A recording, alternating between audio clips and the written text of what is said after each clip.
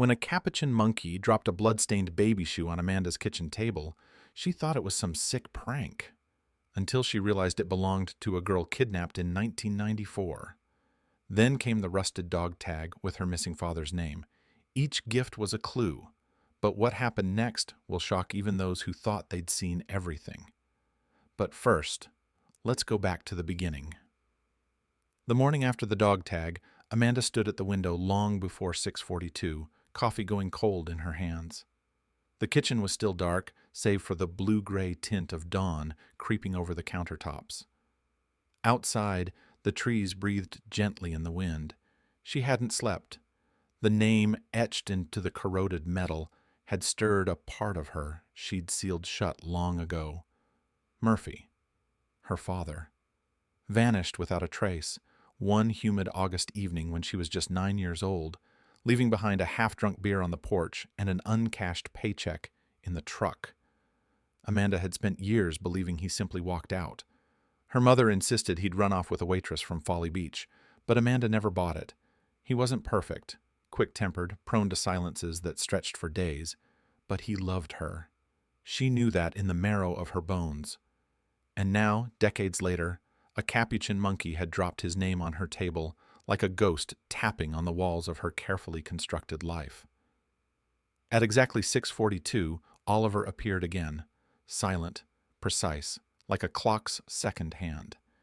He landed on the sill with the same habitual grace, the wooden beads on his necklace clicking softly as he perched. Amanda stood frozen, breath caught somewhere between question and plea.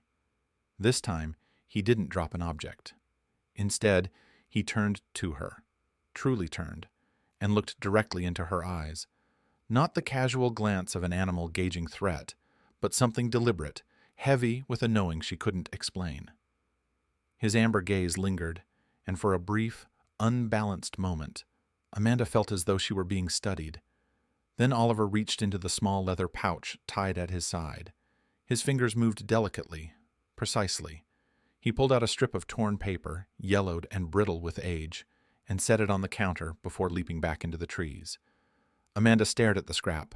Her hands trembled as she unfolded it.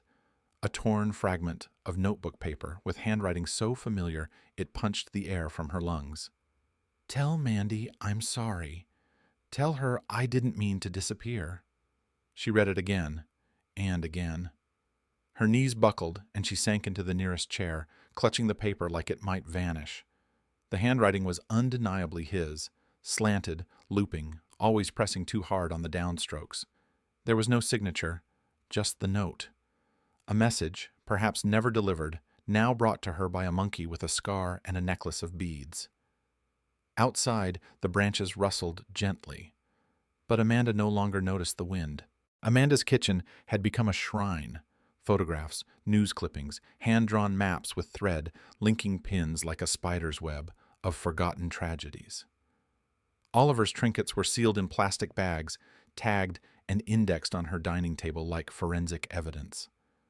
The walls once covered in her children's crayon masterpieces now bore grainy mugshots and aging missing person flyers, the eyes of the lost staring back at her from every angle. She hadn't meant to spiral this deep, but once the pattern began to surface, she couldn't stop. Each item Oliver left had a resonance, a frequency only her grief-tuned mind seemed able to detect.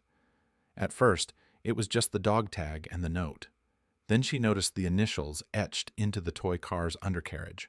RG, the same as Robert Gates, a 5-year-old boy who vanished from a campsite in North Carolina in 1987. She began matching objects to people. The broken keychain with a faded Go Tigers logo from Clemson University. Benji Walters missing since his sophomore year in '91. The old Polaroid, sun-damaged but salvageable, revealed 2 girls in matching dresses. One was still alive in Ohio. The other, Jane Malik, had disappeared during a church picnic in Georgia in 1983. Amanda compiled everything: dates, coordinates, case notes she requested under the Freedom of Information Act. She knew it sounded insane, but the evidence spoke. The items weren't random. They were remnants. Echoes. A breadcrumb trail left by something, or someone, that had seen things no human ever should. Detective Jennings had scoffed at first. He was half retired, his badge more a memory than a tool, and he wore his skepticism like armor. But when Amanda placed the baby shoe into his hands, small, pink, with a faded butterfly stitched on the toe, he went silent, then pale. The next day, he pulled Lucy Danning's file out of the archives himself. The shoe matched exactly. That was the pivot point. The story caught fire. First local, then regional. Journalists, bloggers, and armchair sleuths turned their gaze to Amanda's suburban home. They came with cameras and microphones, asking about the monkey, the girl, the shoe. The nickname started on a morning show and stuck like gum, Monkey with a Memory.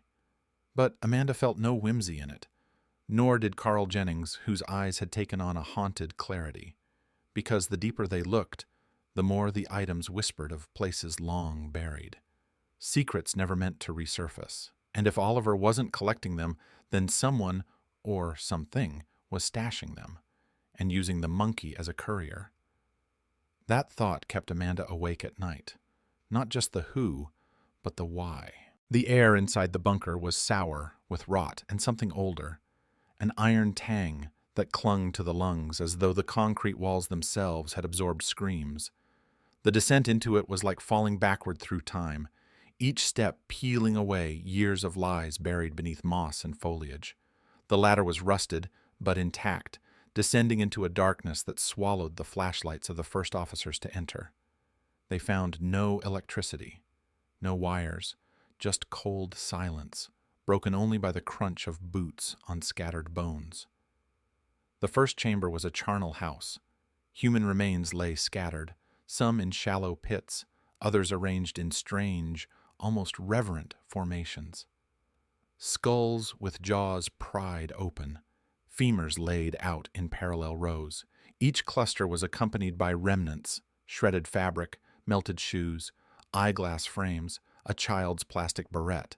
None of it stored, none of it hidden, just left, as if the killer had stopped caring whether his secrets were found. The walls were lined with cages, hundreds of them, stacked 3 high, each no larger than a kennel. Some were collapsed under age and corrosion, others still locked shut. One still contained the curled skeleton of a child, arms tucked around her knees as if she'd simply fallen asleep. There were makeshift chains bolted into the concrete. One room had a drain in the floor. That room stank worst of all. Then came the journals, mold-ridden and damp, their pages flaked under careful gloves. What remained was a catalog of unfiltered madness, disjointed entries, ritualistic language, lists of names, dates, GPS coordinates. The handwriting changed across decades, but always returned to the same symbol, an eye bleeding from its center, drawn over and over in black ink. Investigators speculated multiple authors or one man slowly fracturing under his own depravity.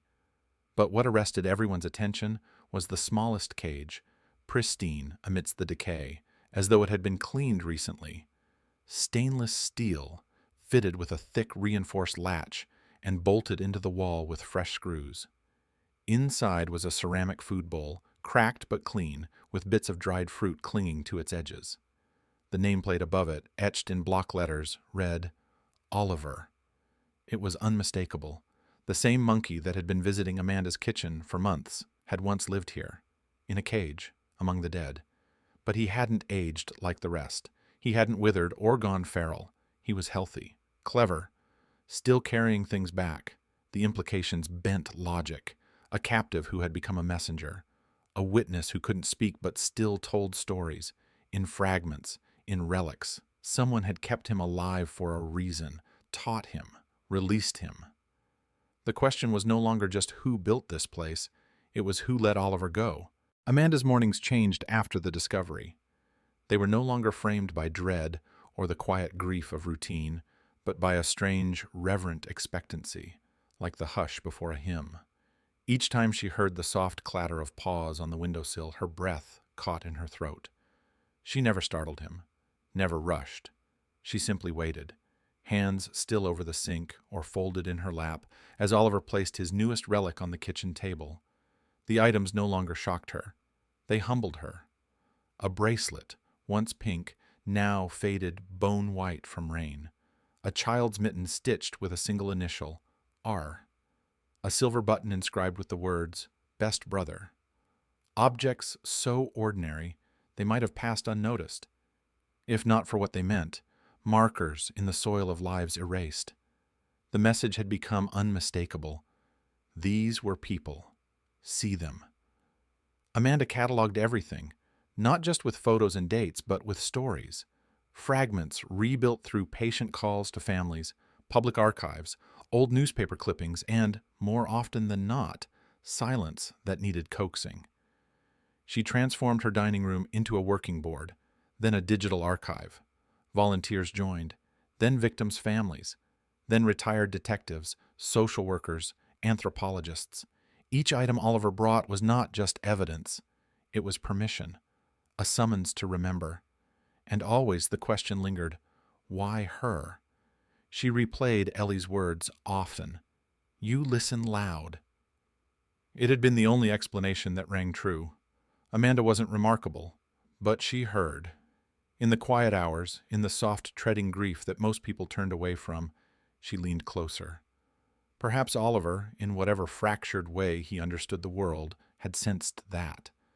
The foundation grew, the Oliver Project. It funded drone searches of neglected woods. It built a network for families of the missing to share DNA, belongings, and hope. It erected small stone pillars in parks and forests, unmarked, simple, carved only with the word, remember. And Oliver still came, not for praise, not for food.